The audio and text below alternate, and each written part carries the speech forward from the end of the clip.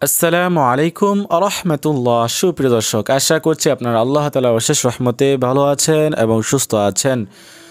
সম্মানিত দর্শক, আজকে আমি আলোচনা করব খুবই গুরুত্বপূর্ণ একটি বিষয়, সেটি হচ্ছে বিসমিল্লাহ।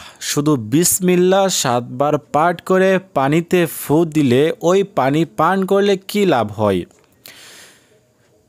বিসমিল্লাহ 7 বার পাঠ করে পানিতে ফু দিলে ওই পানি খেলে কি হয়, আজকের এই ভিডিও থেকে ইনশাল্লাহ জেনে নিতে পারবেন। খুবই সহজ একটি ভিডিও হতে যাচ্ছে, খুবই ছোট একটি ভিডিও হতে যাচ্ছে। আপনারা ধৈর্য সহকারে এই ভিডিওটি সম্পূর্ণ দেখার চেষ্টা করবেন। সুপ্রিয় দর্শক, যারা এই চ্যানেলে নতুন আসছেন, এখনও পর্যন্ত চ্যানেলটি সাবস্ক্রাইব করেন, অবশ্যই চ্যানেলকে সাবস্ক্রাইব করে পাশে থাকবেন, যাতে করে নতুন নতুন ভিডিওগুলো সবার আগে পেয়ে যান।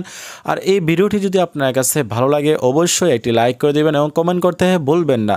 সুপ্রিয় দর্শক, বিসমিল্লাহ খুবই সহজ একটি আয়াত, যে আয়াতটি আমরা সকলেই পারি, ছোট বড় সকলেই এই আয়াতটি পারি। কারণ হচ্ছে বিসমিল্লাহির রহমানির রহিম, এই আয়াতটি পারে না এরকম কেউ নেই, সকলেই আমরা পারি। তো এই সহজ আয়াতটি আমরা যদি 7 বার পাঠ করে পানিতে ফু দিয়ে ওই পানি পান করে নেই, তাহলে আমাদের কি লাভ হবে। আসেন আমরা আমলটি কিভাবে করব, কখন করব, প্রথমে সেটি আমরা জেনে নেওয়ার চেষ্টা করি। সুপ্রিয় দর্শক, এই আমলটি করার জন্য কোনো সময় নেই, যে কোনো সময় আপনি এই আমলটি করতে পারবেন, কোনো সমস্যা নেই, যে কোনো সময় করতে পারবেন। আপনি এই আমলটি করার চেষ্টা করবেন ফজরের নামাজের পরে, আপনি করার চেষ্টা করবেন। সম্মানিত দর্শক, আমরা এই আমলটি করার আগে আমাদেরকে পবিত্র হতে হবে। পবিত্র হয়ে পবিত্র স্থানে বসে প্রথমে 3 বার বা 5 বার ইস্তিগফার পাঠ করতে হবে।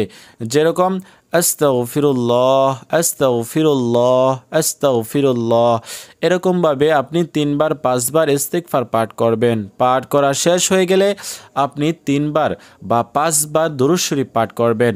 3 বার দুরূদ শরীফ পাঠ করতে পারেন, যে দুরূদ ইব্রাহিম আমরা নামাজের মধ্যে পড়ে থাকি, ওই দুরূদ শরীফ। যারা পারেন না তাদের, আপনারা কি করবেন, যারা দুরূদ শরীফ বড়টা পারেন না, দুরূদ ইব্রাহিম পারেন না, তারা এই ছোট দুরূদ শরীফটা সাল্লাল্লাহু আলাইহি ওয়াসাল্লাম সাল্লাল্লাহু আলাইহি ওয়াসাল্লাম সাল্লাল্লাহু আলাইহি ওয়াসাল্লাম, এই ছোট দুরূদটা আপনারা অবশ্যই 10 বার বা 7 বার পাঠ করার চেষ্টা করবেন। তো তারপরে এই দুরূদ শরীফ পাঠ করা শেষ হয়ে গেলে তারপরে আপনি কি করবেন, বিসমিল্লাহির রহমানির রহিম আপনি 7 বার পাঠ করবেন। পাঠ করা অবস্থাতে আপনি কি করবেন, এক গ্লাসের মধ্যে আপনি পানি নিয়ে সামনে রেখে তারপরে পাঠ করবেন। পাঠ করার সময় আপনি কিভাবে পাঠ করবেন, বিসমিল্লাহির রহমানির রহিম একটি ফু দিবেন, আবার বিসমিল্লাহির রহমানির রহিম, এরকমভাবে আপনি 7 বার পাঠ করবেন। বিসমিল্লাহ পাঠ করে 7 বারে আপনি ফু দিবেন, দম করবেন পানিতে। তারপরে শেষে আবার 2 বার বা 3 বার দুরূদ শরীফ পাঠ করবেন। 2 বার বা 3 বার দুরূদ শরীফ পাঠ করা শেষ হয়ে গেলে আপনি ওই যে পানিটা আপনি পড়লেন, ওই পানি পড়াটা আপনি কি করবেন বা আপনি পান করলে আপনার কি লাভ হবে, ওই পানি পড়াটা তাদের জন্য উপকারী আসবে, খুবই উপকারে আসবে যাদের পেট ব্যথা রয়েছে, যাদের হঠাৎ করে পেট ব্যথা হয়, পেটে খুবই সমস্যা হয়, খুব যন্ত্রণা করে, বুক ব্যথা করে, পেটের অনেক সমস্যা রয়েছে। আপনারা কি করতে পারেন, আপনাদের ছেলে মেয়েদের যাদের এই সমস্যা রয়েছে, অনেক সময় ছেলে মেয়েরা আপনার বাচ্চারা বলে যে আমার পেট ব্যথা করতেছে, তো ওই অবস্থাতে আমার মা বোনরাও এই আমলটি করতে পারেন। পুরুষে করতে হবে, কোনো বাধ্যতামূলক নয়, আপনি নিজেই এই আমলটি আমি যেভাবে বলছি সেভাবে করতে পারেন।